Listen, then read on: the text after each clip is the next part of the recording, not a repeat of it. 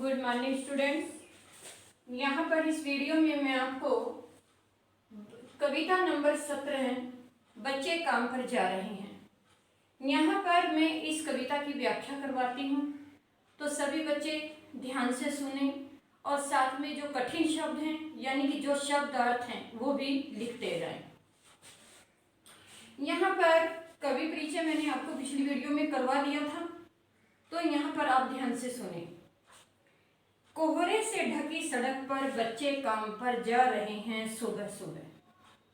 कवि ने कहा है कि कोहरे से ढकी सड़क पर बच्चे काम पर जा रहे हैं सुबह सुबह। बच्चे काम पर जा रहे हैं। कवि ने देखा, इसके बारे में बताती हूँ। हमारे समय की सबसे भयानक पंक्ति है यह, भयानक है इसे विवरण की तरह लिखा जाना। लिखा जाना चाहिए इसे सवाल की तरह, क्योंकि बच्चे काम पर जा रहे हैं। यहाँ पर बताया एक कोहरा, यहाँ है शब्द और यहाँ है अर्थ। कोहरा, कोहरा कहते हैं धुंध, जो सुबह के टाइम सर्दी के मौसम में धुंध पड़ती है उसको कोहरा कहते हैं। यहाँ पर है विचरण, विवरण, यहाँ है विवरण, विवरण कहते हैं उसका वर्णन करना। और यहाँ पर है सवाल, तो सवाल का अर्थ है प्रश्न। यहाँ पर कवि ने कहा, कवि जो ये मीनिंग है ये बता रही हूँ, इनका सबसे पहले प्रसंग है।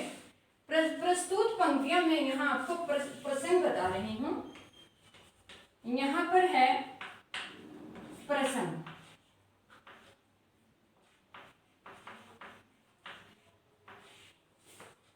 प्रस्तुत पंक्तियां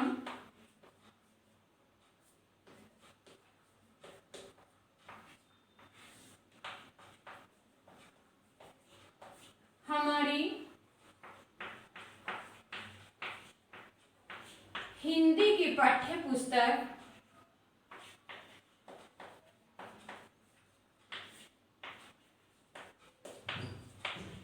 हिंदी की पाठ्य पुस्तक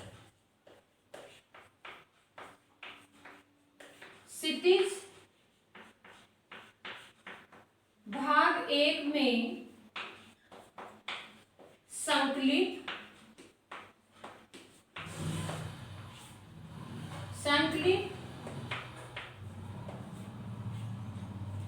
बच्चे काम पर जा रहे हैं, बच्चे काम पर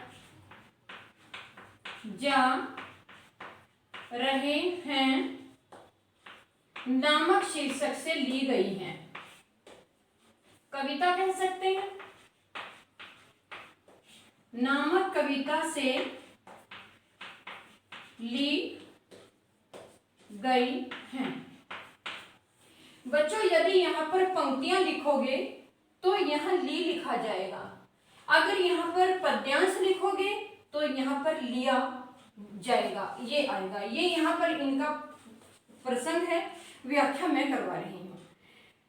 कवि ने कहा कि सुबह सुबह बच्चे काम पर जा रहे हैं। कवि बच्चों को काम पर जाते देखकर दुखी होता है। कवि कहता है कि इतनी सर्दी में, कड़ाके की ठंड में बच्चे सुबह सुबह, छोटे छोटे बच्चे काम करने, मेहनत मजदूरी करने जा रहे हैं। बच्चों का ये समय पढ़ने और खेलने कूदने का है, जबकि सब कुछ छोड़ करके वो बच्चे काम पर जा रहे हैं। यह है हमारे समय की सबसे भयानक पंक्ति है। कवि ने कहा है हमारे समय की सबसे भयानक पंक्ति यह है, ये भयानक है इसे विवरण की तरह लिखे जाना। विवरण कहते हैं वर्णन। यहाँ पर कवि ने कहा कि हमारे समय की सबसे भयानक पंक्ति है ये, और इसे बढ़ा चढ़ाकर लिखना और विवरण की तरह लिखना भी बहुत बड़ा भयानक है। लिखा जाना चाहिए इसे सवाल की तरह, इसे इस प्रकार लिखा जाना चाहिए कि बच्चे काम पर क्यों जा रहे हैं। क्यों का मतलब है क्वेश्चन, यहाँ पर प्रश्न उठता है कि बच्चे काम पर क्यों जा रहे हैं, क्या कारण है। जिस कारण से बच्चे काम पर जा रहे हैं उन कारणों की खोज करनी चाहिए। बच्चे अपनी छोटी सी आयु में काम करने के लिए जा रहे हैं।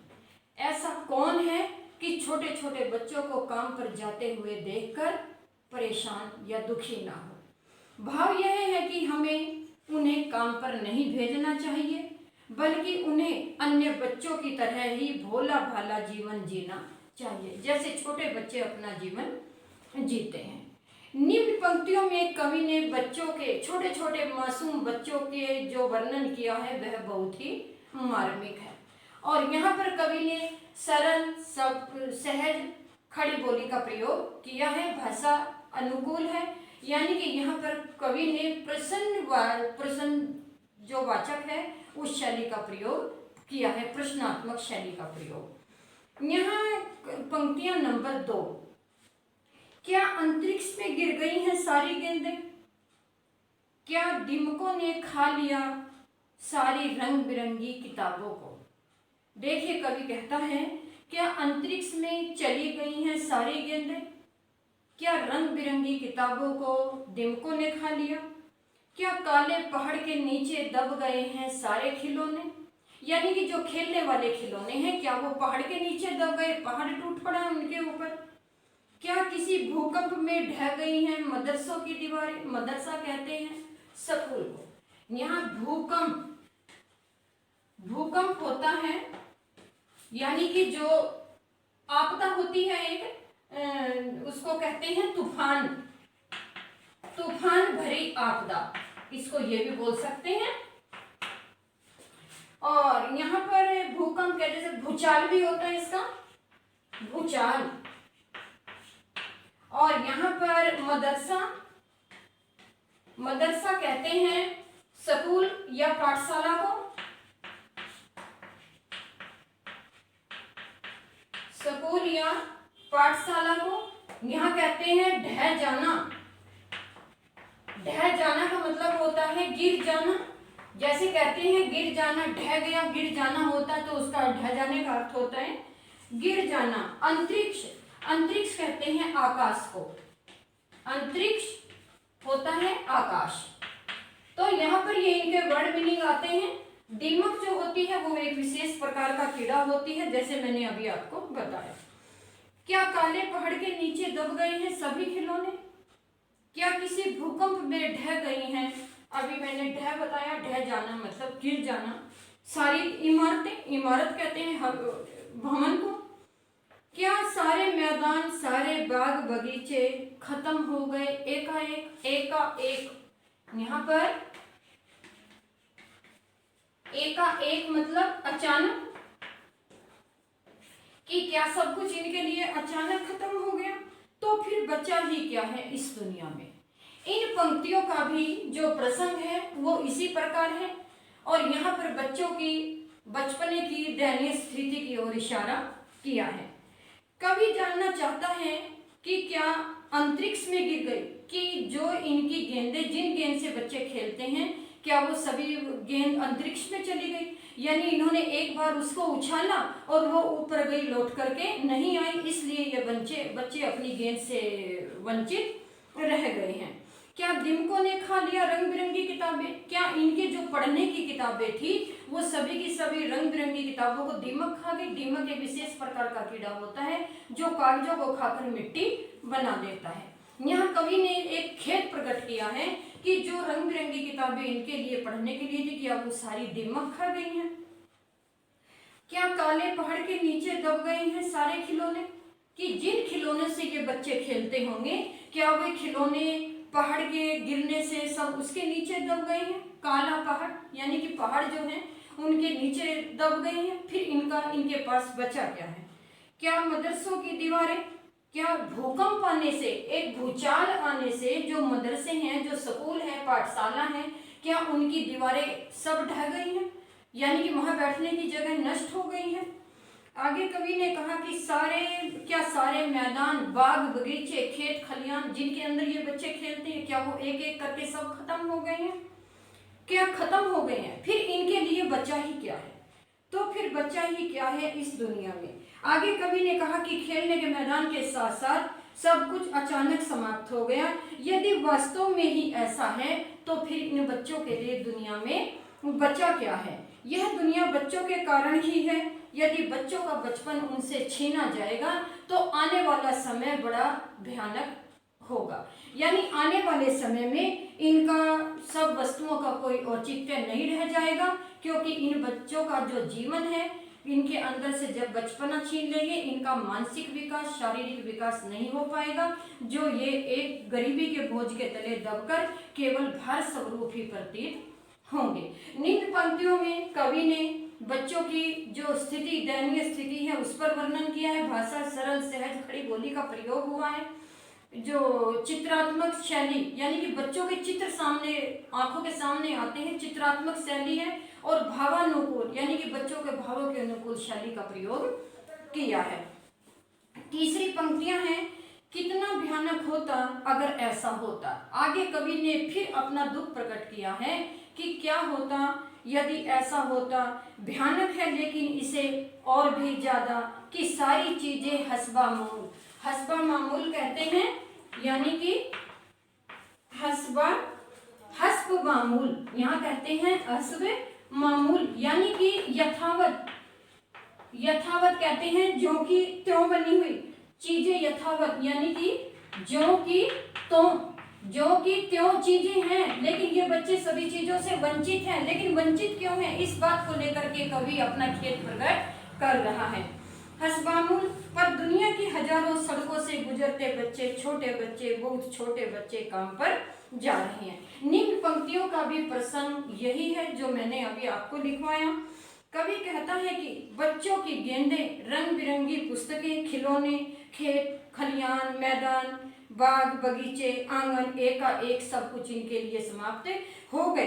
कितना भयानक होता अगर ऐसा हो जाता, तो कितना भयानक होता। क्योंकि जिस कारण बच्चे खेलने और पढ़ने से वंचित हैं, उससे भला भयानक और क्या बात होगी। है कि सारी चीजें हस्बामूल, यानी कि सारी चीजें जो कि त्यों हैं, सभी चीजें यथावत हैं, जो कि त्यों हैं। लेकिन ये बच्चे छोटे छोटे काम पर जा रहे हैं, क्योंकि इनके पास कुछ भी नहीं है। आगे कवि ने कहा, वे अपनी भूख मिटाने के लिए, बहुत छोटे बच्चे काम पर जा रहे हैं, वे अपनी भूख मिटाने के लिए, अपने माता पिता का हाथ बटाने के लिए छोटे छोटे बच्चे काम पर जा रहे हैं। क्योंकि छोटे बच्चे जो हैं माता पिता के बोझ को कम करने के लिए, काम करने के लिए जा रहे हैं। जब बच्चे सड़कों से गुजरते हैं तो एक बड़ी भयानक त्रासदी नजर आती है। उनका बचपन तो न जाने कहाँ पीछे छूट गया, और यह बहुत भयानक है। आगे कवि ने कहा कि छोटे बच्चों का जो विकास है वो यही रुक गया है। इन बच्चों का क्या दोष है? अगर गरीबी है तो ये बच्चे छोटे छोटे काम करने के लिए जा रहे हैं, अपने माता पिता का गरीबी में हाथ बटा रहे हैं। क्योंकि इनके माता पिता इतने गरीब हैं कि वो सभी घर में वस्तु या खाना नहीं जुटा पाते, तो इसलिए बच्चों को उस गरीबी में हाथ बटाने के लिए, काम करने के लिए जाना पड़ रहा है। यहाँ पर कवि ने बच्चों की जो स्थिति का वर्णन किया है वह बड़ा भावपूर्ण है, और यहाँ पर कवि ने अपने मन के अंदर एक खेद प्रकट किया है। यानी कि वह उन माता पिता को भी कहना चाहता है कि छोटे बच्चों का जीवन उनसे छीनने का किसी को कोई अधिकार नहीं है। छोटे बच्चों को समय पर खेलना, समय पर पढ़ाना और समय पर लिखाना, यानी कि उसे कम से कम इस लायक तो बनाए कि इस गरीबी की दलदल से निकलकर कल बच्चा स्वावलंबी बने और आगे बढ़कर अपने जीवन में कुछ करने की कोशिश करे। यदि यहीं पर उनका बचपन रुक गया तो आगे चलकर उनका जो जीवन है और भी ज्यादा दुखदायी होगा। वो अपने खुद के लिए भी नहीं होंगे, आगे आने वाली पीढ़ी में अपने आने वाले परिवार का तो कैसे गुजारा कर सकेंगे। तो कवि ने यहाँ पर एक संदेश दिया है कि किसी को भी बच्चे का जीवन, जो उसका बचपना है, वो छीनने का अधिकार नहीं है। बच्चा चाहे भले गरीबी में हो, लेकिन आजकल तो बच्चों के लिए बहुत साधन चल रहे हैं, इसलिए बच्चों को पढ़ाना लिखाना बहुत जरूरी है ताकि वो कल अपने पांवों पर खड़ा हो जाए। निम्न पंक्तियों में कवि ने जो प्रयोग है, भाषा सरल, सहज और सरस है। खड़ी बोली का प्रयोग किया है।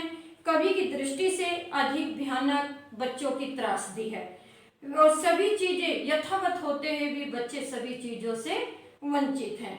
छोटे बच्चे जब काम पर जा रहे हैं तो उन्हें देखकर धरती भी दुखी होती है, यानी कि देखने वाले कवि की तरह तो न जाने कितने लोग आश्चर्यचकित होते होंगे। यहाँ पर कवि ने जो कहा छोटे बच्चों के द्वारा काम पर जाने पर एक दुख प्रकट किया है जो कवि से देखा नहीं गया, सहन नहीं हुआ।